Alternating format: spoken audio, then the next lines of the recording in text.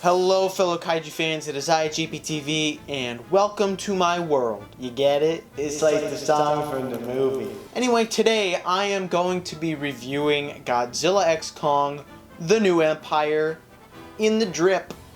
You see that? You got this if you donated blood. However, I did not donate blood.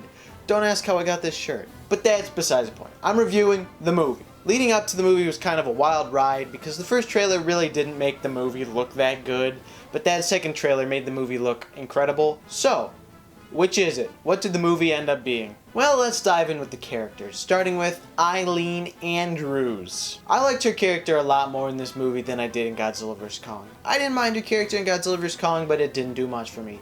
In this movie, she was a lot more enjoyable. Her relationship with Gia was very sweet, and I kind of feel like she felt a little more like an actual mom in this movie. She had more motherly instincts than she did in the last one, I think. Speaking of motherly instincts, her daughter, Gia, I really liked her story, which is basically like the main human story in the movie. No one else really had like an arc besides Gia and her mom. The stuff with her and her mom was obviously very heartwarming. All the stuff she does as an Iwi who's a psychic now is pretty cool.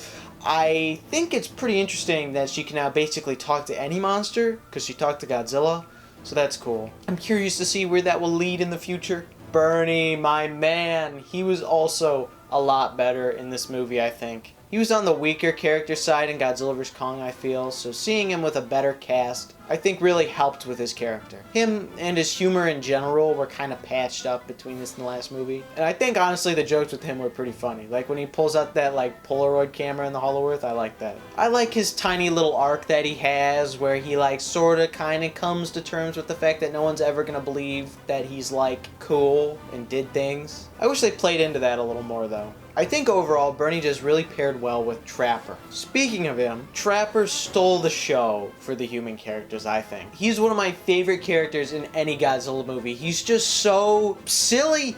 He's just a silly fella. And I love silly fellas, okay guys? Like, come on. He is the definition of fun, and they took full advantage of that. He's like singing along to some goofy song when he first appears as he's ripping a tooth out of Kong's mouth. What other Godzilla movie are you gonna like find that in? I love it. Taking full advantage of like the whole wild guy in a monster movie. Like, we need more of that, really. I just like going on a wild ride with wild people. Like, it's just fun. Sorry guys, a little thirsty. Need to get a drink, stay hydrated for the video, you know. Where was I? Oh, the monsters. Godzilla himself. Let's start with that. So many classic Godzilla shenanigans in this movie. So many. He goes around killing monsters. He sleeps in the Coliseum. He attacks a nuclear power plant. He kills some monsters. He takes it on a nap. He jumps off like a big island thing. Like, come on. So many classic Godzilla shenanigans. I love seeing stuff like that. I want more of that. Please. The scene in France where he attacks the nuclear power plant is probably my favorite out of all the Godzilla shenanigans he does. It just felt like straight out of the Heisei era. Godzilla's fighting style in this movie is also awesome. His fight with Scylla is like the standout of this, I think, honestly. We get such unique action out of it, and I love seeing that.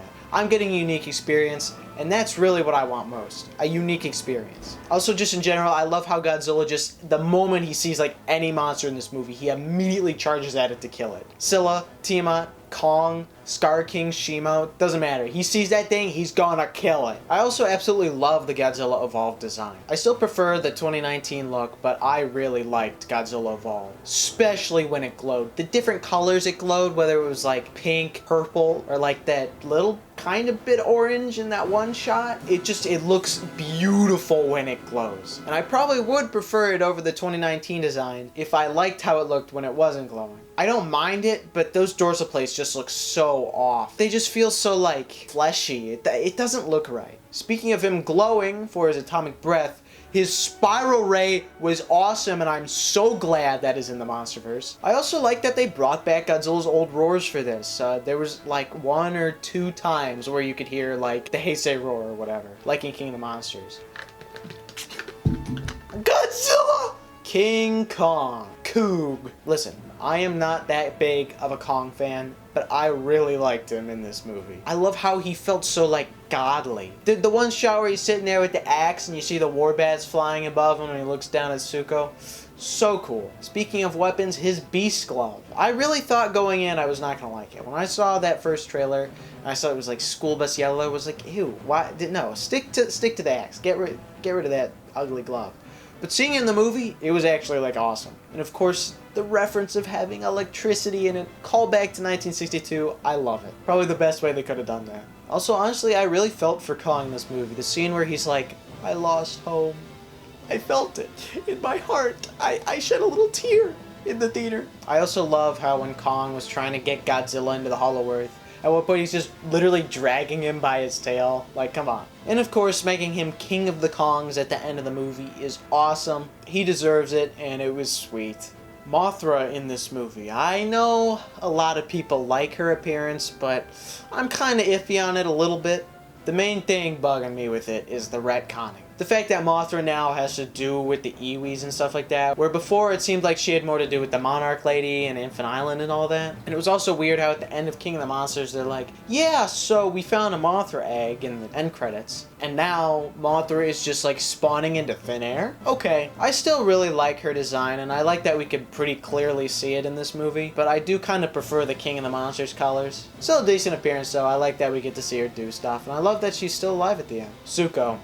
I thought I'd hate him going in. I thought he'd be like some minion cash grab stupidity. But honestly, I loved him, and he was none of that. The way he's integrated in the story is really nice, and how Kong is like making him lead him to Scar King and all that. And while Zuko was obviously very silly, they took him more seriously than I thought they would. I also love how they don't shy away from like throwing him around. Also, I'd like to say it's very funny that the only time he is acknowledged in the entire movie is the mini Kong line. Scar King stole the show. I loved Scar King in this movie. His personality is really what did it for him. He had such a memorable personality. I also love how his fighting style was like very quick. He was like dancing around like a ballerina. Also, him getting the axe was a really cool detail. I loved that. Honestly, he is a top 5 Godzilla kaiju for me now. I gotta be honest, he is up there. Shimo. I was a little worried Shimo would be a little too similar to Mega Kaiju from Pacific Rim when I first saw that cave painting. But to my surprise and to my joy, she was not. She was definitely her own thing, and I really like that. Its design is really cool. I love the iridescence of it. I also love how ultimately she's basically like a giant dog, giant puppy dog, you know.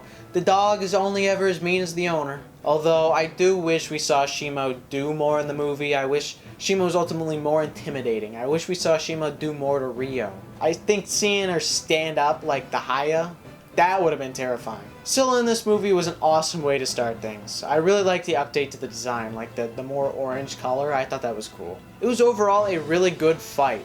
It was short, but I think it worked short. Tiamat's fight was also very cool, and I love seeing Tiamat in this movie. I love that we're seeing Godzilla fight like more of these new original MonsterVerse Titans. And Tiamat is a very solid one. I love the design. Although I do think the fight was a little too short. Scylla's fight kind of gets away with being short, but I don't know about this one. Doug. Doug's appearance in this movie was honestly very tasteful.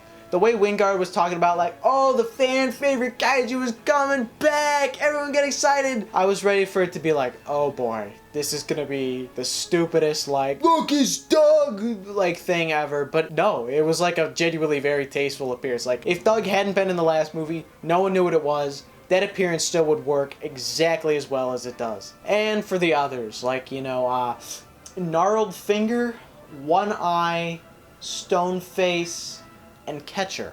I love seeing all the other monsters in this movie. If you count stuff like that, you know, this is basically the Godzilla movie with the most monsters in it. I love like the Verticines, the Drowned Viper, the Hollow Earth Grub was awesome, coolest thing ever. Overall, the monster stuff in this movie was pretty darn solid. The soundtrack, done by Junkie Extra Large. How did he do? I think it's better than the Godzilla vs. Kong soundtrack for sure, and I do kind of like the Godzilla vs. Kong soundtrack. When it comes to GVK and GSK, I think the music in the movie is pretty good and works in the context of the movie pretty well. However, I definitely would never say it's up to like Toho standards or even like the standards of the King of the Monsters. But then again, there is music in the movie I do like. the synth in Godzilla Evolved theme, along with anytime they use a choir for it. It just sounds way better than last time. It's really cool. Honestly, I think people would be a lot less mad about Godzilla getting a new theme in these two movies if it had that synthy choir sound like the whole time. The music I like the most in the movie is what plays over the opening title. That went ridiculously hard for like no reason. I was not expecting that. No idea why that's not on the soundtrack. Same goes for Scar King's theme, like the song that plays when he first appears. It's really good. Not on the soundtrack, kind of bothersome. Egypt fight music goes pretty hard, and Frozen Rio clears. It is so good. The part at like 120 with Godzilla's theme, amazing. And the ending with like the trumpets and Kong's theme, sounds so good. However, Mothra's theme being a bootleg version of the Mothra theme, that's kind of unforgivable. I hate it. It kind of makes me mad. As for the other music thrown in the movie, Welcome to My World is obviously iconic now, and I Was Made for Loving You, loved hearing it. As for my overall likes for the movie, I think it makes for a really good double feature with Godzilla vs. Kong now. 2014 really goes well with King of the Monsters, and now Godzilla vs. Kong really goes well with Godzilla X Kong. And it's also better than Godzilla vs. Kong in a lot of ways, especially in the improvements of tone. Godzilla X Kong knows when to be funny and when to be serious a lot more than Godzilla vs. Kong does. The perfect example of this is in Godzilla vs. Kong when Walter Simmons is murdered in front of Bernie. He's like, well, I wanted to hear the rest of that speech. And in this movie, someone dies in front of Bernie again and he freaks out. Way more realistic. And this movie is just like genuinely way funnier. And the action was insane and awesome. It really, really delivered on that front. I can't drive that home enough. And I love the original experience we get with the anti-gravity fight. Seeing Godzilla float around is something I never thought I'd see. And I love that we got it. And going off that, this movie just takes full advantage of what it is. We explore the Hollow Earth and we see some wild stuff down there. We get wild fights down there. And I love seeing Adam Wingard's personality in this. A lot of the time, the personality of the director of a Godzilla film really shows through in the movies. Like, think of Godzilla vs. Hedorah, GMK. Like, you could really see the personality of the director, and you could definitely see it here. Godzilla vs. Kong kind of felt like it was missing a personality. Like, there was a personality to it, but it felt like a weird mix of like Doherty's original vision and Wingard's. It just didn't mesh well, whereas this movie is like very clearly Wingard. And I love how Wingard tried to do something completely new by making monsters the characters. Like Scar King and Kong having a complete conversation with like out saying any words, like that is awesome. I want to see more of that. Like that is genuinely kind of an achievement. I also love how they like really expanded on some like unexplained details in Godzilla vs. Kong, like the Hollow Earth lighting. Immediately at the very beginning of the movie, it is explained as like big crystals causing the light. And speaking of which, the Hollow Earth was just absolutely beautiful. It just looks a lot more alive than the last movie. I do have some dislikes for this film though. I feel like the Godzilla scenes were too short. They spread them out throughout the movie pretty well. Godzilla felt like he had a presence throughout the movie. It's just like every time he showed up, he was like there and then he was gone again like immediately after. And I do think the movie went a little over the top at times. Like the scene where Trapper comes in with all the vertices and there's like some song blaring. That was like slightly too cheesy for me. Just slightly pushing it. And like I talked about earlier with the Mothra retcon, that's just odd. There were other like minor retcons, just a little strange. I would rather Wingard like not retcon stuff because I really like his vision, but I also kind of liked Doherty's vision a little more. I would like them to coexist, but if Wingard's like fighting Doherty's vision, you know, that's where things kind of go south for me. And also the ending felt a little rushed. I wish we got a scene of like all the monsters like acknowledging each other at the end of the fight and like walking away. But nothing makes me mad. I'm never gonna watch this movie and sit there and be like, oh, they should have changed that. I'll always just like watch it all the way through with a smile on my face and then at the end be like, huh, yeah, maybe I would have done that differently. That's really what my complaints are. So overall, I give the movie an 8.5 out of 10. There's a lot of minor complaints I have, but ultimately they don't bother me that much. But there's still enough to warrant like that score. Despite that, if this were my ranking video I did a couple months ago, which you should check out, I would probably put this movie in the great tier. It's just the kind of movie I needed right now.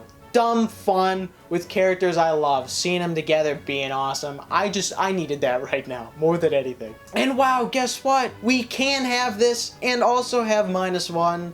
I know people have talked about this a lot, but I just need to throw it out there. I just need to say my take. Spread the word. There's no problem with spreading the word. Godzilla X Kong is a movie I can go see with my friends and we could have a blast watching it. I could have a lot of fun watching it. And then Godzilla -1, my parents and stuff like that, they don't care really too much for Godzilla X Kong and that kind of dumb fun movie. They prefer the more serious Godzilla -1. And that's something I could talk about with adults and my parents. And they do know it exists. It won an Oscar. Like, just because Godzilla X Kong exists and makes a lot of money, people aren't going to forget -1 exists. Like, it won an Oscar. Like, you don't forget about an Oscar-winning movie.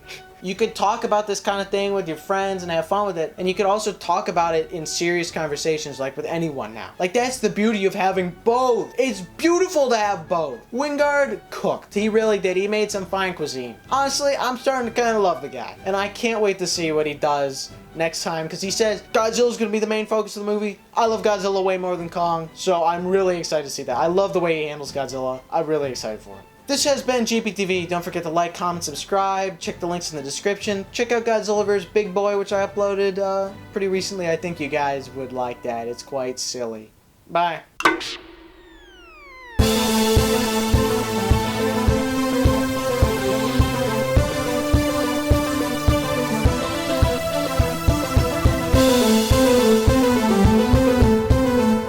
We loved it. Well, Wow. he loved it. I liked it. We loved it. We, okay. We loved it. It was so good.